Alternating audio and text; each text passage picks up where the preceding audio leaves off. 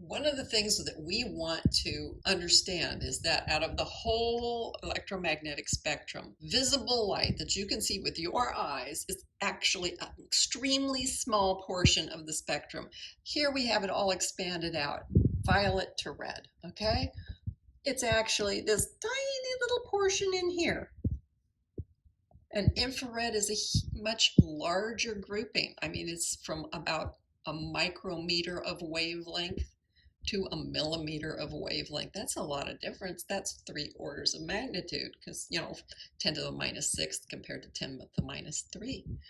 And the wavelengths get longer and longer. And you get out here to radio waves and you see something over 10 centimeters. That's like that, right? So more than 10 centimeters.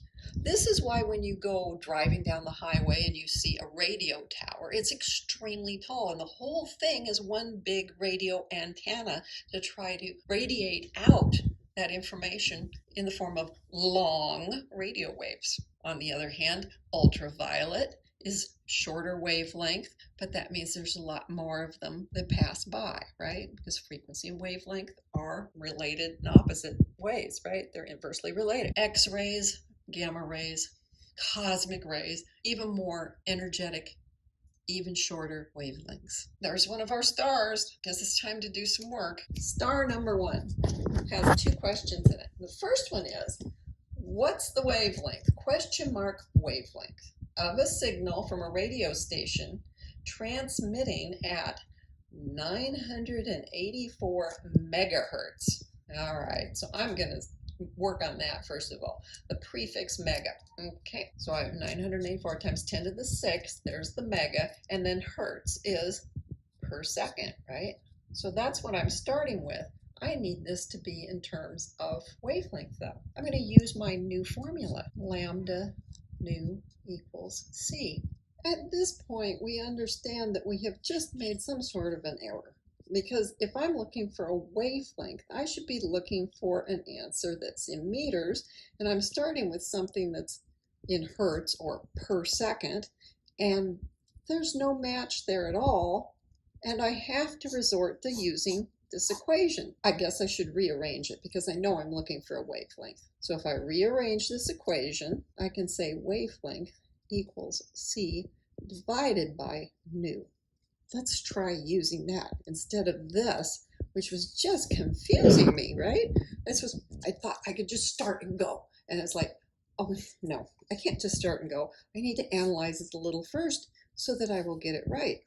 Okay, so let's try again. I'm still looking for a wavelength, but the way I'm going to find it is by saying c over nu. Now, since the value that we were given for the frequency was 3 significant figures, we will just use the value of c that is 3 significant figures and save ourselves a little bit of trouble. So there it is, 3 times 10 to the 8th meters per second, and that will be divided by nu, the frequency we were given, which was the 984 megahertz. So the part that I did where I said that mega was 10 to the 6th, that's still useful, and the fact that I said that hertz is really per second is also useful because I can now see that the seconds match and are canceled. So that means the whole thing is just going to be in terms of meters. Good, it should be, because a wavelength should be in meters. Then I'm going to have to hit my calculator in order to finish this up. When I use my calculator, I discover that to 3 significant figures,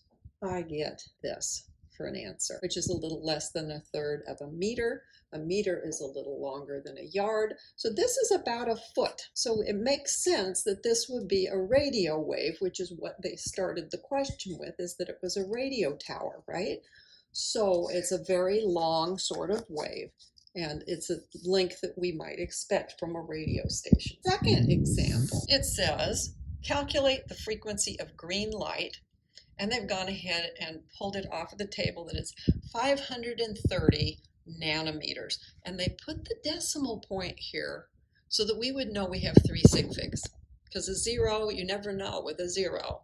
Unless they put a decimal point or help you out in some way, you don't know whether the 0 is just there to keep the place value or to tell you whether it's a significant figure. And that's why it's very important to be very careful with your decimal point. They want us to calculate a frequency. Well, that's new. I need to know what new is. That's what I'm looking for this time. You know what? I'm not going to get fooled this time. I'm going to go directly to this formula instead of making a misstep, because I made it once. I don't need to do it again. I need to rearrange the formula so that new is alone, because that's what I want to calculate. So nu is going to be c over lambda. We've already said that this will be 3 sig figs, so we'll go ahead and use the 3 significant figure version of the speed of light. And the thing that they gave me was 530 nanometers. So I'm going to write 530. And then I'm going to say, I know what nano means. Nano means 10 to the minus 9th meters. So that was nanometers, just like that. Now the meters are going to cancel. I'm going to get per second, which is also known as hertz, right? And I'll have to use a calculator to deal with this. When I get done, my calculator proceeds to inform me that this is 5.66, because I rounded to 3 sig figs, remember, times 10 to the 14th inverse seconds, also known as hertz. That's green light. You don't even stop to think about that, how quickly those are passing by you in a second. Proceeding on with our analysis of table 1.1, we find that the energy per photon is expressed in 10 to the minus 19th joules. Okay, so each one of these numbers that we have here is 4.7 times 10 to the negative 19th, for example. We have the same trick up here. This would be multiply this by that. So energies that are greater than 10 to the negative 16th. Here, the same trick again. Multiply them together. Energies that are less than 10 to the negative 22nd. And that brings us to our next major equation, which is E equals h nu. H is Planck's constant and is 6.626 times 10 to the negative 34 joule seconds. We have E equals h nu. Since nu is in terms of hertz or inverse seconds, per second is inverse seconds, then we can see that the energy is going to end up being joules, because we had something that was joule seconds times something that was inverse seconds. So the units are going to work out, little dimensional analysis there. So we can see, because of the way the formula is, that this is a direct relationship. When nu goes higher, E is going to go higher. So that's how these are related through Planck's constant. Now let's talk about what is the basis really of the quantum theory. And that is the people were investigating the behavior of light. They were investigating the behavior of electrons. They were doing these two things separately. And eventually they came to certain processes, experiments, observations that required them to combine the two. That started the whole business of quantum description and formulas, leading to the idea that the atom was actually a quantum device. And periodic table is expressing things about that quantum nature of the atoms. So we have waves of light, particles of matter. The light waves were described using frequency and wavelength, matter with mass and charge. But when we started looking deeper, we discovered that there was a nucleus with the heavy protons and neutrons in it. That nucleus then is positively charged because of containing the protons. And the size of the charge is the same as the number of protons, because each of the protons carries a single charge. And that number of protons, Z, is the atomic number. For an atom to remain neutral, then, there have to be the same number of electrons around the nucleus. Now, that leads us to some big problems, because if we look at the classical ways of describing how electricity and magnetism work, we find, first of all, if the positive and the negative charges attract each other, why is it that the electrons just don't dive right into that nucleus and then we have no charges left or whatever? I mean, why isn't that happening? Okay.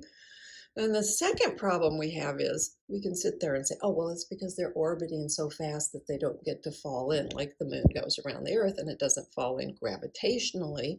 we could do the same thing with a charge and have it not fall in if it's moving fast enough. Well, why doesn't that result in the equations for electricity and magnetism say, if you're a moving charge in a field, you're going to give off energy, and that's not happening either. Holy Toledo, these are some big problems we're starting to come across. And then lastly, this one was so bad that at the time, the people who were describing it literally used the word catastrophe on it. The ultraviolet catastrophe. They could not explain using their classical methods what was going on in the electromagnetic spectrum. So it took Albert Einstein to come along, explain yet another thing called the photoelectric effect, which is what he actually got his Nobel Prize for. This is the lead up, but really it was just that the physicists were like, we have no idea what's going on. Uh-oh. So they had to examine all of their research very carefully and come up with new ideas.